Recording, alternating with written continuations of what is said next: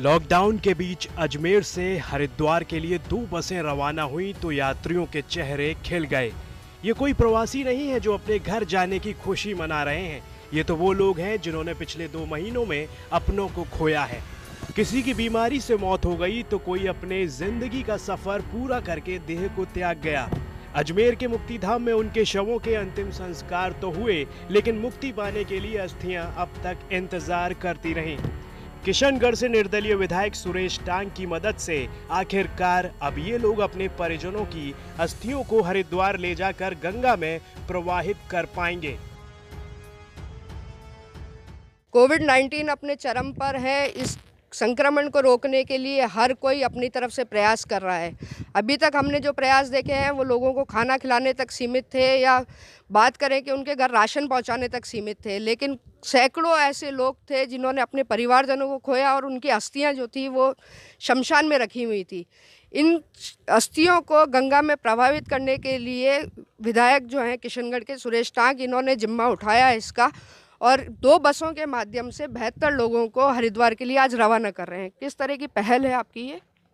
जी, ये एक पहल स्वप्रेरणा है और मेरे इष्ट की एक कृपा मानो कि मेरे को ये विचार आया मन में, और जैसे ही मेरे मन में विचार आया मैंने मेरे प्रदेश के मुख्यमंत्री माननीय मुख्यमंत्री अशोक गहलोत जी से बात करी और उन्होंने तुरंत इसको बहुत अप्रिशिएट किया और कलेक्टर को फ़ोन करके और उनको बोला कि जितनी भी गाड़ियों की परमिशन इनको ज़रूरत हो उतनी गाड़ियों की परमिशन इनको दे और सारा काम करे। उसके बाद मेरा काम आसान हो गया था। मैंने तुरंत गाड़ियां करी और एक टोल फ्री नंबर 4 नंबर देखे और मैंने किया तो लोगों की भीड़ उमड़ गई।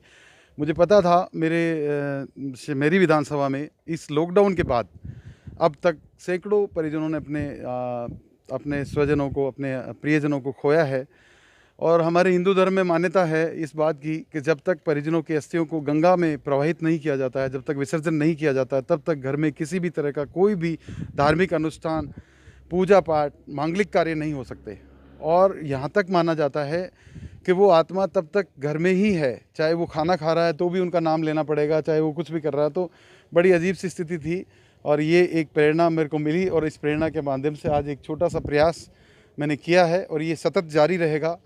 और मैं मेरे मुख्यमंत्री को भी धन्यवाद दूंगा इस बात के लिए कि उन्होंने मुझे इस काम के लिए प्रेरित किया और मुझे आज ऐसी ताकत मिली।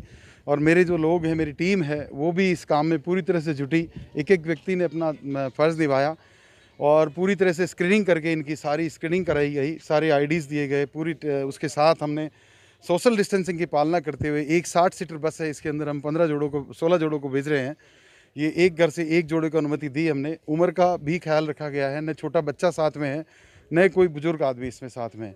हम पूरी उसके साथ कर रहे हैं। इनके खाने के हाइजेनिक खाने का प्रबंध किया है मैंने। यहाँ से खाने का टिफ़िन साथ जाएगा, पीने के पानी की व्यवस्था यहाँ कर दी है। और वहाँ सुबह माहेश्वरी सेवा सदन, मैं उनका भी धन्यवाद करना चाहूँगा कि माहेश्वरी सेवा सदन हरिद्वार ने मुझे वहाँ इस संकट के दौर में, जब लॉकडाउन लगा हुआ है, उन्होंने भोजन की व्यवस्था वहाँ करवा दी।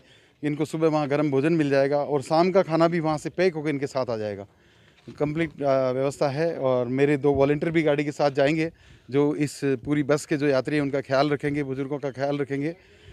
और मैं उम्मीद करूंगा इस चैनल के माध्यम से पूरे मेरी विधानसभा के लोगों तक और सभी लोगों तक ये कहूँगा कि जो भी परिजन, जिनके परिजन इस दौर में अपने साथ नहीं रहे हैं, उनकी अस्थियों के विसर्जन के लिए लगातार ये मेरा जारी है रजिस्ट्रेशन। आप मेरे से संपर्क करें, मेरी टीम से संपर्क करें और अपने परिजनों की अस्थियों को माँ गंगा में प्रवाहित करके अपने घर में सुख शांति और मंगल कामना के पाठ आप करें। और मैं धन्यवाद दूंगा चैनल का भी, जिन्होंने आज यहाँ आकर मुझे एक नई ऊर्जा दी है और मैं और अधिक काम करने के लिए प्रेरित होऊंगा। मैं आज तक का बहुत बहुत धन्यवाद करता हूँ। आपका बहुत बहुत धन्यवाद। बहुत छोटा समय मिला आपको, मात्र 2 दिन मिले तैयारियों के लिए। उसमें भी कई चुनौतियां थी, स्क्रीनिंग करानी थी, एक एक व्यक्ति का चयन करना था, पूरी आईडीज कलेक्ट करनी थी।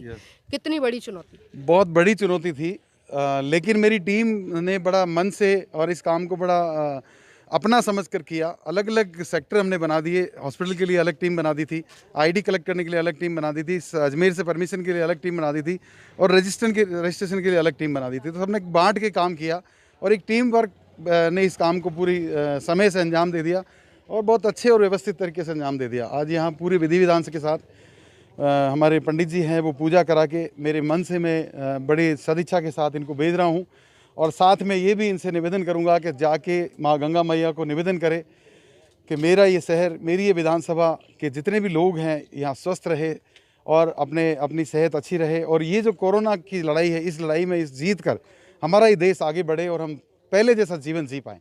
बस इसी कामना के साथ मैं इनको भेज रहा हूँ, और ये जाए और सबके लिए दुआएं करे, सबके लिए प्रार्थना करे, और सब इस सुखद यात्रा के लिए मैं इन सबको शुभकामनाएं भी दूंगा कि ये इस यात्रा को सुखद करके वापस यहाँ पहुँचे।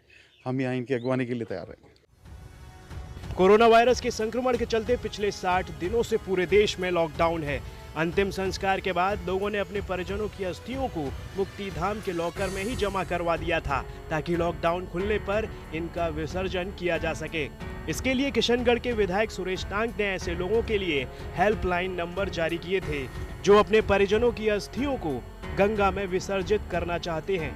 आवेदन तो बहुत से आए, लेकिन सभी को एक साथ ले जाना मुमकिन नहीं था। फिलहाल 36 परिवारों के 72 सदस्यों को ही अनुमति मिली है, लेकिन आगे भी हरिद्वार के लिए ये बस सेवा जारी रहेगी, ताकि अपनों को खो चुके लोग उनकी अस्थियों को गंगा में प्रवाहित कर उनकी मुक्ति का मार्ग प्रशस्त कर सकें।